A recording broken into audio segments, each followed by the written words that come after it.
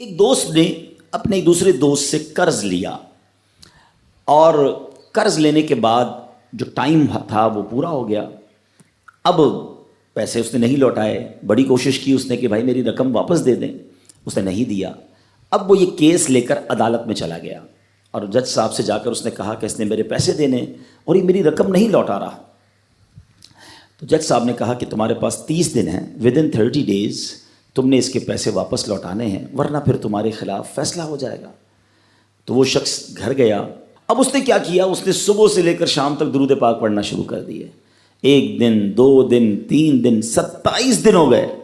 وہ درود پڑھتا رہا اور انتظار کرتا رہا. پیسے تو تھے نہیں, 30ویں دن عدالت میں پیش ہونا تھا.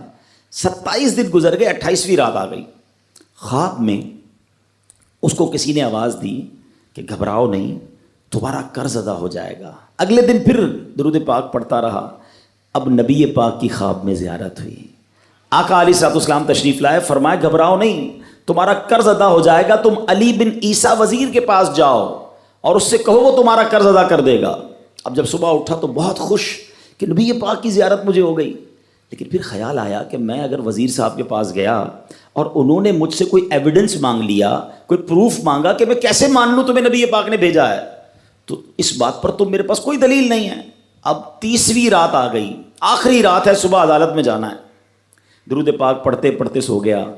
سرور کائنات علیہ الصلوۃ والسلام نے خواب میں پھر کرم فرمایا. فرمایا علی بن عیسیٰ وزیر کے پاس جاؤ, وہ تمہارا قرض ادا کر دے گا. کہ حضور میں چلا تو جاتا, مگر اگر وہ مجھ سے کوئی پروف مانگتا, کوئی ایویڈنس مانگتا تو میں کیا جواب دیتا. پیارے آقا علیہ الصلوۃ والسلام نے فرمایا کہ ایسا کرو, اسے یہ کہنا کہ آپ کا ایک راز ہے جو آپ جانتے ہیں اور رب جانتا ہے, اور وہ راز یہ ہے کہ آپ روزانہ فجر کے بعد 5000 بار درود پاک پڑھتے ہیں, اور جب تک درود پاک مکمل نہیں ہوتے آپ کسی سے بات نہیں کرتے. اب جب صبح اٹھا تو بہت مطمئن کہ اب تو دلیل بھی آ گئی ہے.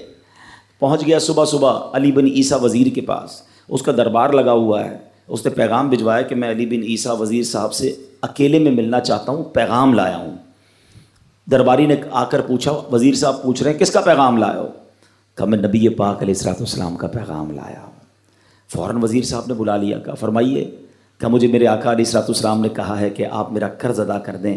میں 3000 دینار کا مقروض ہوں. Today is the last day in the court. آج مجھے کورٹ میں پیش ہونا ہے. اگر آج میں نے اپنا قرض ادا نہ کیا تو مجھے جو ہے وہ سزا ہو سکتی ہے.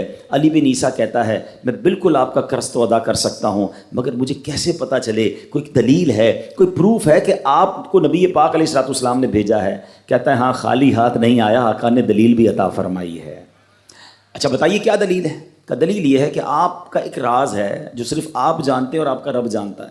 5000 ٹائمز ڈیلی آپ درود پاک پڑھتے ہیں فجر کے بعد, اور جب تک یہ درود پورے نہیں ہوتے آپ کسی سے بات نہیں کرتے. آپ ذرا پہلے تھوڑی دیر کے لیے امیجن کریں کہ جو وزیر 5000 بار روز درود پڑھتا ہوگا وہ عاشق رسول کیسا ہوگا. اس کی تو لاٹری نکل آئی نا, وہ تو خوشی سے جھوم اٹھا, کہتا ہے مرحبا یا رسول اللہ, میرے درود پاک قبول ہو گئے, بہت خوش. اب ابھی بیٹھے ہیں آپ, کمرے میں گیا, واپس آیا اور 3000 نہیں 9000 دینار لے کر آیا. کہتے 3000 تو نبی پاک کا حکم, مرحبا یا رسول اللہ, 3000 اور لیجئے, آپ نے اتنی اچھی خبر مجھے سنائی, اتنا پیارا خواب سنایا, آپ کے قدم میرے گھر تک آئے, اور 3000 مزید لے جائیے, اس سے اپنے بچوں کے لیے کوئی کاروبار شروع کیجئے, اور ایک وعدہ بھی کیجئے, زندگی میں آئندہ جب بھی آپ کو کوئی ضرورت پڑے گی نا, آپ میرے پاس آئیں گے, میں آپ کا بھائی ہوں. اب یہ دیوانہ بڑا خوش ہو کر عدالت پہنچا. اچھا everybody expecting over there, سب یہ سوچ رہے تھے کہ یہ اس نے آج گرفتار ہی ہونا ہے, کیونکہ تھا ہی کچھ نہیں اس کے پاس, پہلے ہی کہہ دیا تھا کہ میں کولیپس ہو گیا ہوں. اب عدالت میں جاتے ہی اس نے 3000 دینار جج صاحب کو دے دیے کہ صاحب اس کا میرا قرضہ ادا کر دیں, میں جو ہے وہ اپنے قرضے سے بری ہونا چاہتا ہوں. جج صاحب ہوتے ہیں, انہوں نے کہا قرضہ تو ادا کر دیں گے, پہلے بتاؤ پیسے لائے کدھر سے ہو؟ تم تو کہتے تھے پیسے نہیں تھے تمہارے پاس, اتنی بڑی رقم کیسے انتظام کی؟ اب بھری عدالت میں گویا اس نے زبان حال سے یہ کہا کہ اتنا دیا سرکار نے مجھ کو, اتنی میری اوقات نہیں، یہ تو کرم ہے ان کا، ورنہ مجھ میں تو ایسی بات نہیں۔ اب اس نے بھری عدالت میں پورا واقعہ سنایا کہ میں نے تو کچھ نہیں کیا، آقا خواب میں تشریف لائے، میں وزیر صاحب کے پاس گیا، انہوں نے یہ پیسے دیے۔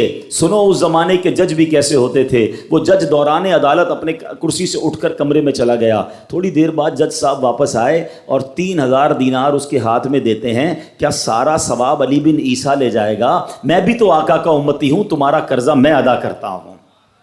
اچھا، اب جس نے کیس کیا تھا، سبحان اللہ، کیا ماحول تھا، کیا انداز تھا، کیا دل تھے، وہ بھی تو دیکھ رہا ہے، کہتا ہے میں بھی تو آقا کا امتی ہوں، رکے ذرا، کاغذ قلم دیجئے، بندے کو میں قرضہ ہی معاف کر دیتا ہوں۔ اچھا، قرضہ ہو گیا معاف۔ اب جو 3000 جج صاحب نے دیے تھے، وہ بندہ کہتا ہے جج صاحب ہوں واپس لے لو، میرا تو قرضہ ہی ادا ہو گیا۔ تو جج صاحب کہتے ہیں جو پیسے آقا کے نام پر نکال دیے میں نے واپس نہیں لینے، یہ سارے تم ہی لے جاؤ۔ اب یہ 12000 دینار لے کر یہ عاشق رسول جھومتا ہوا اپنے گھر پر جا رہا ہے۔ اے میرے پیارے اسلامی بھائیوں، ایک رات پہلے ایک سنگل پینی اس کے پاس نہیں ہے، اور اگلے دن 12000 دینار ہیں۔